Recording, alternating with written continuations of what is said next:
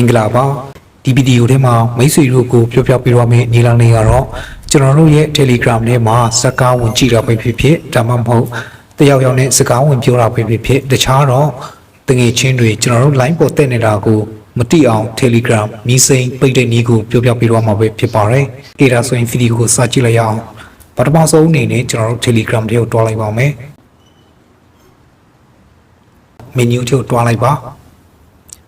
ပြီးတော့လို့ရှိရင်တော့ကျွန်တော်တို့အောက်နားလေးက setting တွေကိုဆက်တွားလိုက်ပါ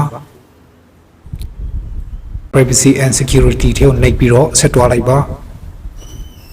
ဒီထဲမှာဆိုလို့ရှိရင်တော့မိတ်ဆွေတို့အနေနဲ့အောက်ဘက်ကိုနည်းနည်းဆင်းသွားပြီးတော့မှ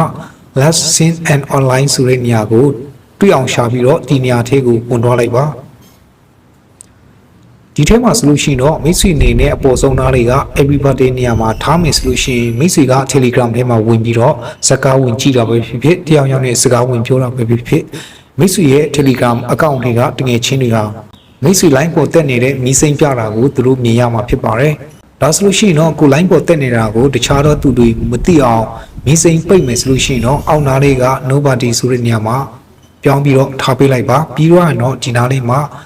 အမှန်ချစ်ကလေးကိုနှိပ်ပေးလိုက်ပါဒါဆိုလို့ရှိရင်တော့ဒီမှာ nobody ပြောင်းသွားပြီဖြစ်ပါတယ်ခု line ပေါ်တက်နေတာကိုတခြားသူတွေသိရတော့မှာမဟုတ်တော့ပါဘူး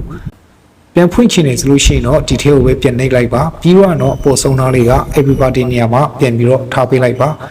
ပြီးရင်တော့အမှန်ချစ်ကလေးကိုနှိပ်ပြီးတော့ငွေရင်းတိုင်းပြန်ထားပေးလိုက်လို့ရှိရင်တော့မိတ်ဆွေ line ပေါ်တက်နေတာကိုလူတိုင်းကပြန်မြင်ရတော့မှာဖြစ်ပါတယ်ပိတ်ထားချင်နေဆိုလို့ရှိရင်တော့ဒီမှာပဲပြန်ထားလိုက်ပါ